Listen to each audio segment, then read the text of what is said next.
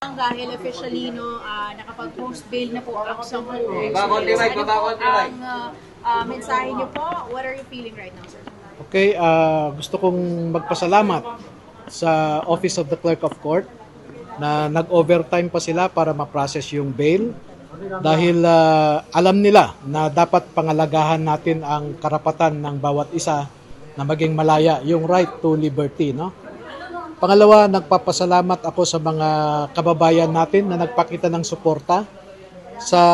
Kahit sa later hour of the day ay may nagpapadala ng pangtulong daw sa piyansa, no? So, salamat. Yung mga nakatira sa malapit dito sa City Hall na pumunta rito kagabi pa, salamat po sa inyo, no? Nakakatabang puso at alam po ng mga witnesses natin ang inyong ipinakitang malasakit, no? So, maganda po yung ating karanasan ngayon. Ipinapakita lamang na bawat isa sa atin ay dapat na maging kapaki-pakinabang na Pilipino.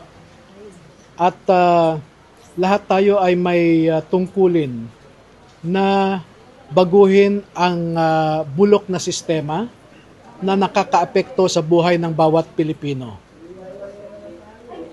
Kailangan magtulungan tayo na maisaayos ang paghawak ng pondo ng bayan para mapunta ito sa dapat na mapuntahan na mga proyekto at mga tao sa ikakaunlad ng ating bansa.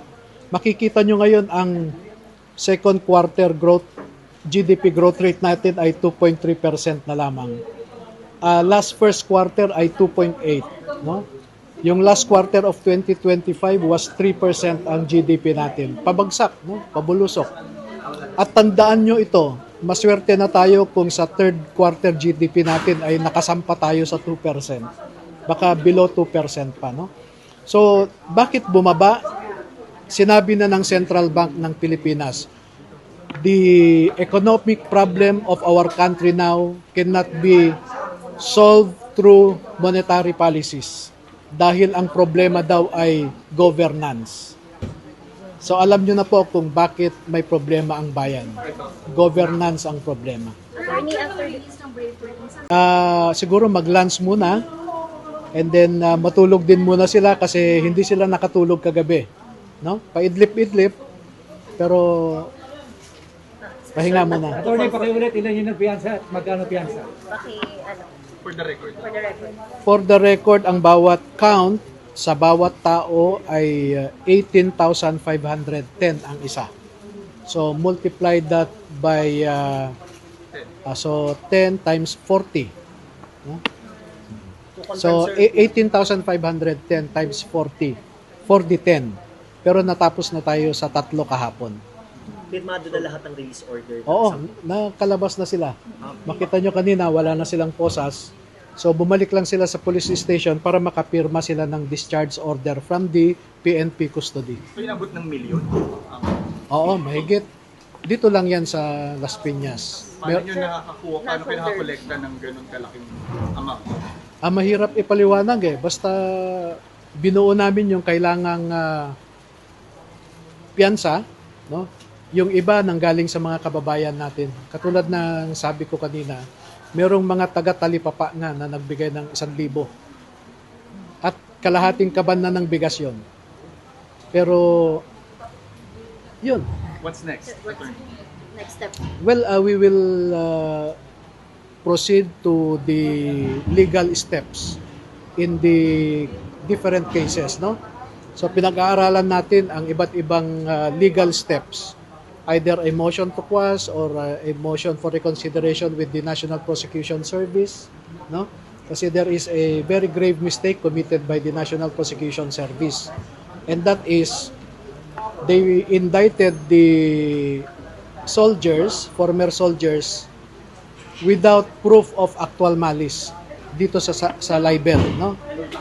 Dito sa perjury naman, sino naman ang NPS na magsabing nagsisinungaling kami? No?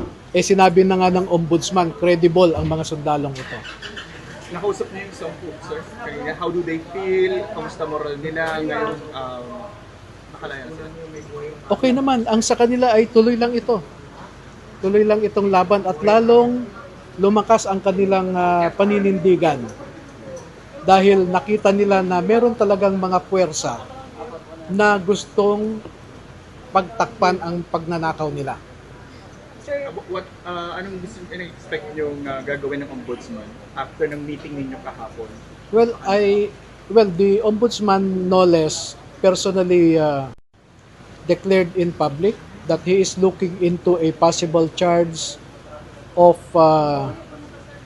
obstruction of justice against those behind the retraction of the four. sir, kanina yung mention about yung possible charges doon sa mga tumangging notaryo nga, yung mga affidavit ng ex-marines natin yesterday. Oo, is administrative yon. Bawal na bawal sa isang notaryo na tanggihan ang pagnotaryo ng isang public document supposed to be, no? Ang rason lamang nila ay dahil daw Brave 18 ang mga ito, natakot sila at ayaw daw nilang matawag sa Senado kung magkaroon ng problema. Kwan yun. That is unbecoming of a notary public. At because of that, their commission can be canceled and that they can face administrative sanctions sa Supreme Court. Sir, baka may mensahe na lang kayo sa apat na nag-refund after the successful namang pag-pay. Panalangin ko na yung apat ay magkaroon ng matiwasay na buhay, no? I do not wish anything bad for them, no?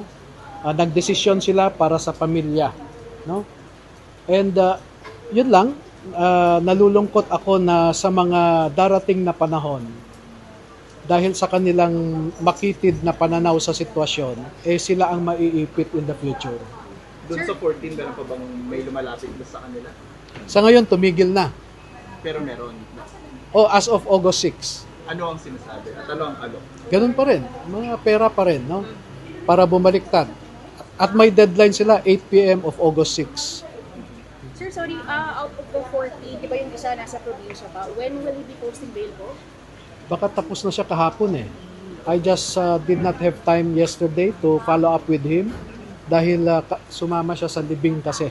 Nakilibing siya sa kapatid ng... So, sa probinsya po siya nag-post ng bail. In Cotabato, right, sir? Cotabato, tama ko. Si Ombudsman Rimulya mismo nakausap na kahapon. Hindi. Yung mga... Kasi 5 minutes lang akong nandun, umalis na ako. Sino po nakausap po? Yung mga lawyers ng Ano po ang sabi ombudsman. nila sa inyo? Well, ang instruction sa kanila ay tingnan yung circumstances that led to the recantation, no? Kung ano yung alam ko na nangyari, katulad ng text messages, conversation, etc., no? So I think the ombudsman started already investigating the possibility of charging those responsible for obstruction of justice. Attorney, paulit na yun na proseso na yung bail nila, makakalabas na sila kaya. How do you feel? Nakalabas na po. Apo. Nakalabas na sila.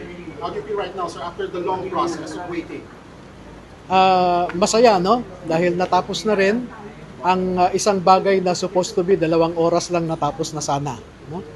And nalulungkot din ako dahil as a law practitioner, as a litigator,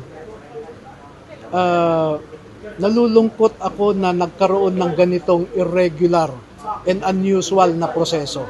Ano yun, sir? Inupuan nila yung bail application yesterday. 8:30 pa lamang ng umaga, nandun na yung staff ko sa clerk of court. By sila yung main... Yung staff ko, dala-dala na niya yung mga dokumento in support. Ha? Sabi niyo inupuan nila. Sino po yung sila? Yung korte. Yung korte. Yeah. From here, sir, saan kayo didiretso sa plan? Aba, kung sana meron pa akong extra money, mag-lunch tayong lahat. Mag-lunch muna kami. Kasi wala pa kaming breakfast, wala pa kaming lunch. Salamat. Thank you.